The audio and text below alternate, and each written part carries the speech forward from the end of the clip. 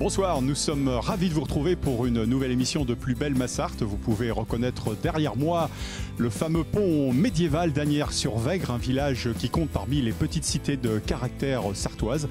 Un village charmant, un village médiéval que nous allons découvrir dans quelques instants avec les Asniérois. Dans la deuxième partie de l'émission, on retrouvera nos chroniqueurs habituels et puis notre invité surprise. Voilà, dans l'immédiat, on retrouve Jean-Louis Lemarié, le maire d'Asnières-sur-Vègre.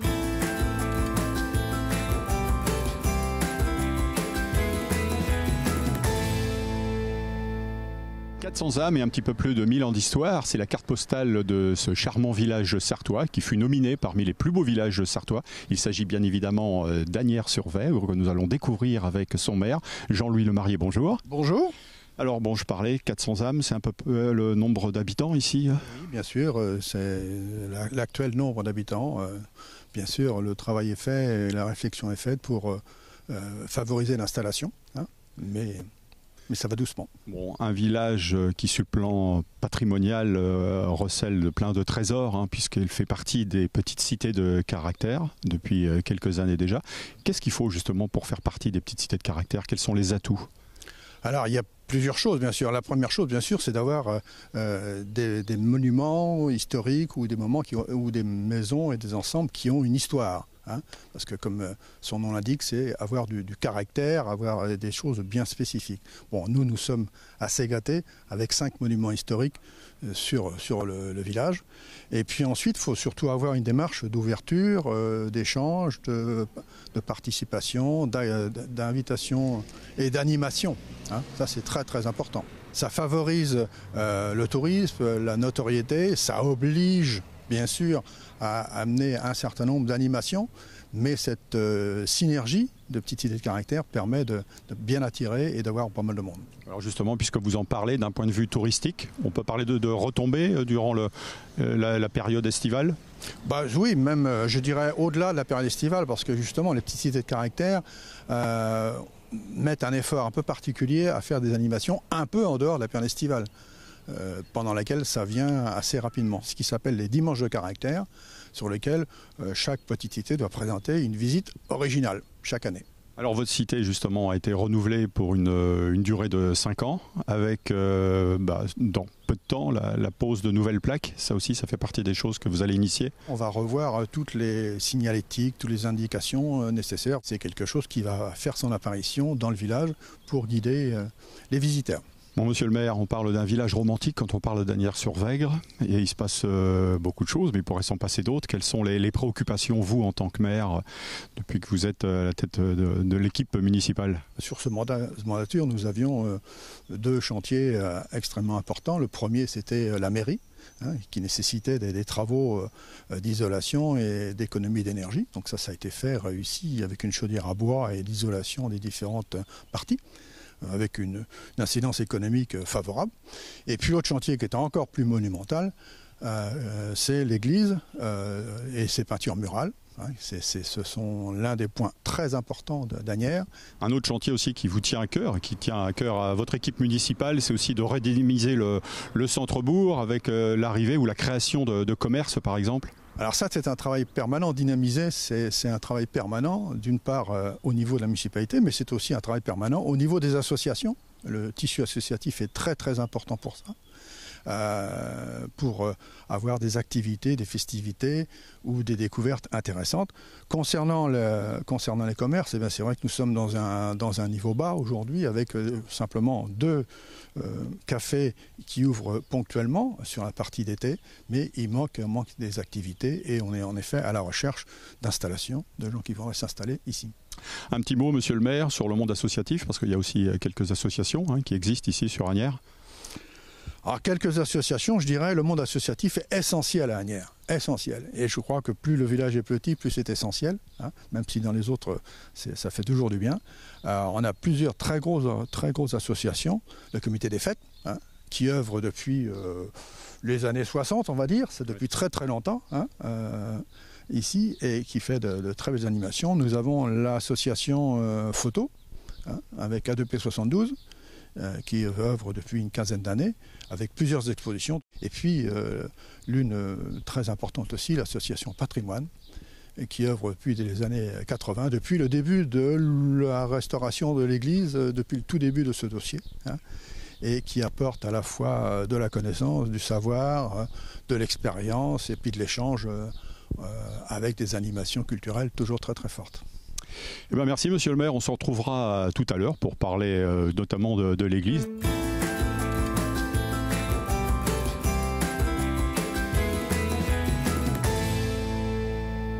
On se retrouve dans le cadre magnifique du manoir de la Cour avec Maël Leray qui est le responsable du site. Bonjour Maël. Bonjour. Alors avant de rentrer, de pénétrer, de découvrir cet endroit extraordinaire, est-ce que vous pouvez nous le présenter, nous rappeler quelques dates justement, parce que ça date de plusieurs siècles en arrière? Oui, c'est un bâtiment qui date de la fin du XIIIe siècle. Donc, c'était le centre de la seigneurie d'Asnières au Moyen-Âge. Donc, les seigneurs d'Asnières étaient les chanoines du Mans.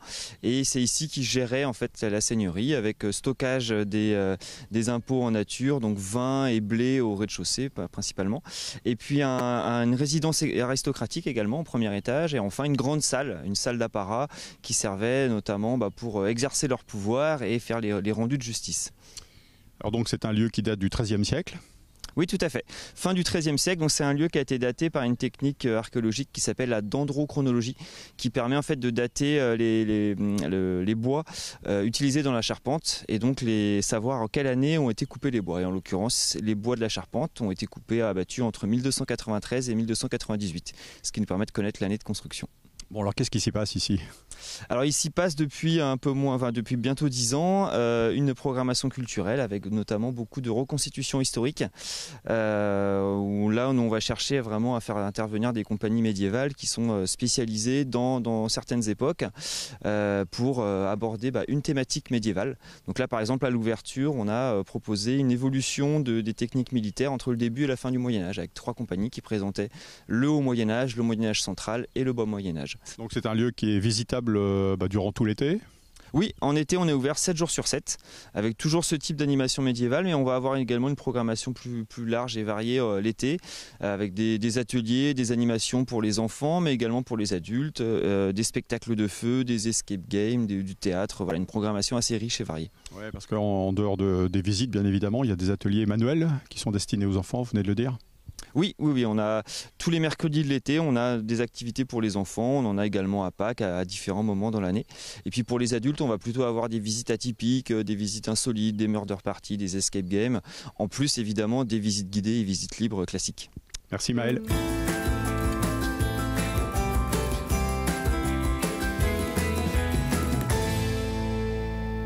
Avec Henri Viennot, qui est le président et fondateur de l'association La Javanière, ici à Asnières-sur-Vègre, pour nous parler d'un instrument, on ne va pas dire atypique, parce que l'accordéon, tout le monde connaît, mais là, il s'agit d'un accordéon diatonique et des cours de guitare depuis 4 ans. On a 2 ateliers qui accueillent des participants ou des élèves, comme on voudra, de la grande région sabolienne, puisque ça va jusqu'au Lude. Et on a des gens de la Mayenne, on a des gens d'un peu partout, une trentaine, une quarantaine de kilomètres autour d'Asnières. On a un de nos profs aujourd'hui qui a commencé l'apprentissage de l'accordéon diatonique et qui aujourd'hui dispense des cours de façon très régulière. Et pourquoi ici à Asnières-sur-Vègre? C'était pour répondre à une demande, parce qu'il y a beaucoup de pratiquants, de musiciens? L'idée nous est venue parce qu'on sentait qu'il y avait un engouement en fait, pour cet instrument qui revenait à la mode. On en voyait de plus en plus, y compris dans le jazz. Il est rentré à nouveau dans le jazz après avoir abandonné un peu. Le milieu musette avait un peu disparu. Et en fait, on a pris la décision d'essayer de monter une association en cherchant qui pouvait être intéressé. Très très rapidement, on a eu du monde. Et en fait, on s'est organisé pour que ça fonctionne le mieux possible. Donc on travaille par groupe de niveau. On ne demande pas aux gens d'avoir une culture ou une connaissance du solfège. On va appréhender les problématiques liées à un morceau particulier en disant à ce moment-là, on va pouvoir faire un tout petit peu d'apport théorique. Ce n'est pas la peine d'encombrer les esprits. Il y a des gens qui sont peu ou pas intéressés par l'apprentissage de la théorie, mais beaucoup plus par la pratique. Et puis, voilà, on travaille sur des répertoires qui sont très, très divers. On peut travailler sur de la chanson française, on peut travailler sur des musiques très traditionnelles, du breton, de l'irlandais, enfin tout ce qu'on peut rencontrer. Donc ça veut dire qu'il y a des répétitions ici durant la semaine, mais vous produisez, enfin l'association? Il y a des répétitions durant la semaine, il y a que des cours le samedi, 2 samedis par mois, en fait, il y a un cours de 14h à 17h, 17h30, ça dépend comment ça s'arrange. Par niveau, c'est-à-dire la première partie du cours est réservée à des débutants par exemple, puis la deuxième partie à des gens qui ont déjà pris un petit peu, qui sont déjà un peu bien installés dans la pratique. Merci Henri.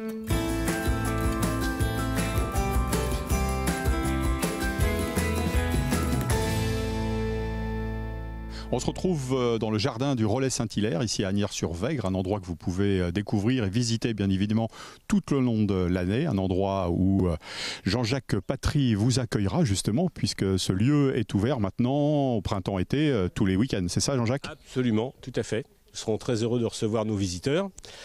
Et puis également les habitants d'Asnières et des villages aux alentours. Oui, parce que, bon, vous me l'avez dit tout à l'heure, il y a un double objectif, c'est bien évidemment d'accueillir les visiteurs, les touristes qui découvrent ce charmant village, mais aussi de faire vivre le cœur du village avec ses habitants. Tisser un minimum de tissu social, avoir un lieu de rencontre toute l'année, essentiellement ouvert évidemment les fins de semaine, parce que nous avons des activités professionnelles par ailleurs. Mais l'idée est bien de rencontrer à la fois nos anciens et puis les visiteurs occasionnels.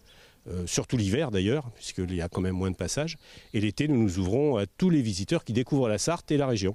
Alors Jean-Jacques, c'est un lieu reposant où on peut venir se restaurer. C'est ouvert tous les samedis et dimanches. Le dimanche, uniquement en lieu de restauration, puisque les autres restaurants sont fermés. Le samedi après-midi, nous ouvrons à partir de 14h30 jusqu'à ce que nos visiteurs aient quitté les lieux. Nous proposons des plats locaux qui sont cuisinés selon les règles de l'art, bien entendu, avec des produits qui viennent de la ferme de la Jaluère, par exemple, des glaces de la ferme des Grands Courbetons. Donc des produits qui sont vraiment issus du voisinage et dont nous assurons l'approvisionnement pendant toute la saison. Et nous connaissons les sources, donc on a une grande confiance dans ces produits. Alors en dehors des week-ends, durant la semaine, il y a une société coopérative qui prend le relais pour animer le lieu. C'est un petit peu différent. Nous avons créé une société de manière à pouvoir proposer des produits alcoolisés, mais qui ne sont licence 3, uniquement licence 3, de manière à pouvoir accompagner les repas que nous servons le dimanche. Et éventuellement les bières, évidemment, et le cidre du samedi, c'est tout à fait possible. Mais nous ne servons pas d'alcool plus fort que cela. Bon alors, un petit mot sur les objets qu'on peut trouver. Là, il y a un serpent dans ce jardin. Il y a aussi plein d'objets de La Fontaine, des fables de La Fontaine, qu'on retrouve aussi dans le village, qui sont créés et fabriqués par une association d'Asnières-sur-Vègre. Tout à fait, c'est l'association ABV. Donc ce sont des personnes, des seniors, qui ont travaillé dans l'industrie du textile, la haute couture, et qui produisent un certain nombre de produits qui sont vendus sur les marchés. Et avec le revenu de ces marchés, nous adressons à Cédric Doré, qui est qui est la personne qui fabrique ces fameuses statues à partir d'outils recyclés. Et nous avons 28 statues actuellement, constituant en quelque sorte une chasse au trésor, notamment pour les enfants, ce qui permet de visiter le village en 30-35 minutes et en ayant un but. Et ces animaux sont tous des fables de La Fontaine. Et nous avons donc à la fois un artisan qui travaille le fer et un verrier qui complète un certain nombre d'animaux comme les papillons, comme les pigeons, avec du verre qui est produit localement. Voilà, donc c'est quelque chose qui est simple, mais qui nous plaît beaucoup. Merci Jean-Jacques.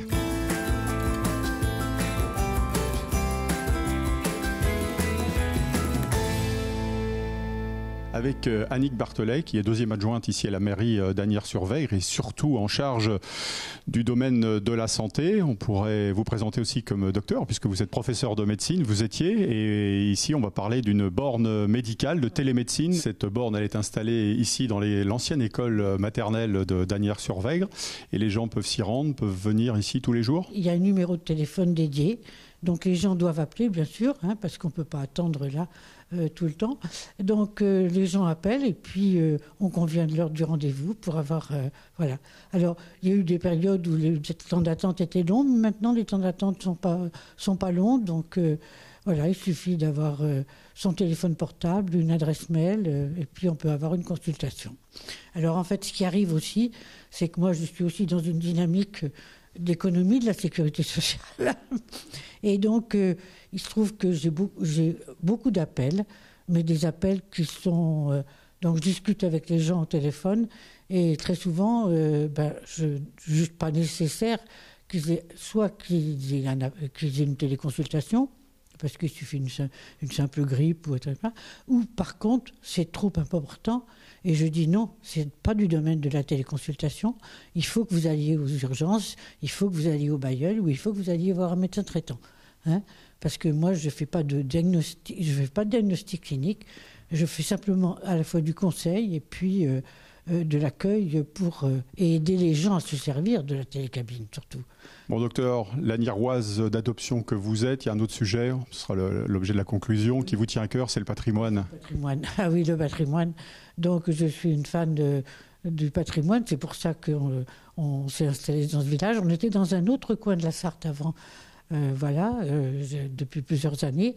Et donc on s'est installé ici à cause du patrimoine, à cause de l'église, parce qu'on a trouvé une maison dans le plein cœur d'Asnières qui date aussi un peu d'une partie du 15e, etc. Et que mon gros attachement maintenant, c'est qu'il y ait tout un ensemble qui se construise autour de l'église, entre une maison sur laquelle on a fait une préemption, là, qui fait le coin de la place, qui serait un lieu d'accueil pour les visiteurs, et puis le moulin derrière, et intégrer tout ça dans un ensemble, puisque pour pouvoir faire le tour de l'église, il faut passer sur le terrain du moulin. Alors, ce n'est pas forcément un projet à très très court terme, mais c'est un projet de long terme. Merci Yannick.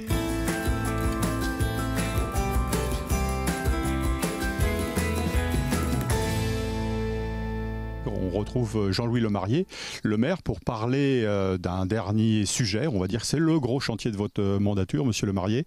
Il s'agit de l'église Saint-Hilaire qui a été rénovée, restaurée, voire même plus. Oui, bien sûr. Gros en termes financiers, en tous les cas. Une somme très très importante. Heureusement, très très bien soutenue par tous les services publics d'État ou régionaux ou départementaux. Soutenu aussi par Stéphane Bern, etc. Donc globalement, la commune s'en est bien tirée correctement. Oui, parlez-nous des fresques notamment. Des fresques. Donc on a bien sûr... ils ont commencé par la partie externe, toutes les toitures, etc. Et puis ensuite les fresques. Et sur les fresques, ils ont été découvrir, rechercher sur tous les murs. Alors, dans la partie nef, un peu une déception, quelques belles fresques, mais des morceaux. Des pièces, etc. Pas de grands ensembles, mais quand même une nouveauté, et puis surtout une connaissance beaucoup plus approfondie des périodes pour savoir quelle était la plus ancienne, la plus récente, etc. Ce qu'on n'avait pas forcément avant. Là, on a eu affaire à des fresquistes, une équipe spécialisée et qui ont de très très bonnes connaissances et qui ont permis de faire ça. Dans le chœur, partons, il y avait 2 murs blancs sur lesquels on avait des espoirs extraordinaires. Alors, ils ont été à la fois un petit peu déçus, nous avons été un petit peu déçus. Mais par contre, nous avons quand même dégagé des fresques très très belles. Il y a notamment sur cette partie blanche qui n'avait jamais été touchée, des représentations qui sont extraordinaires. Et puis surtout là-haut, complètement au-dessus du chœur, des images, des peintures de Christ et de la Vierge qui sont absolument formidables. Bon, pour ceux que ça intéresserait, et Dieu sait s'il y en aura beaucoup, fin des travaux prévus pour quand, monsieur le maire ? Début 2026. Début 2026. Là, la partie fresque se termine dans les semaines qui viennent. Ensuite, après, il s'agit de remettre en état les sols, les bancs, etc., de remettre en place tout ce qu'il y avait avant. Et on finit, bien sûr, par les éclairages et l'animation. Donc, on pense que si on parle du mois d'avril-mai l'année prochaine, je pense qu'on serait dans les clous. Rendez-vous est pris. Merci, monsieur le maire, de nous avoir permis de découvrir votre si beau village. Quant à vous, restez en notre compagnie, puisque nous allons retrouver dans quelques instants nos chroniqueurs habituels et notre invité surprise. À tout de suite.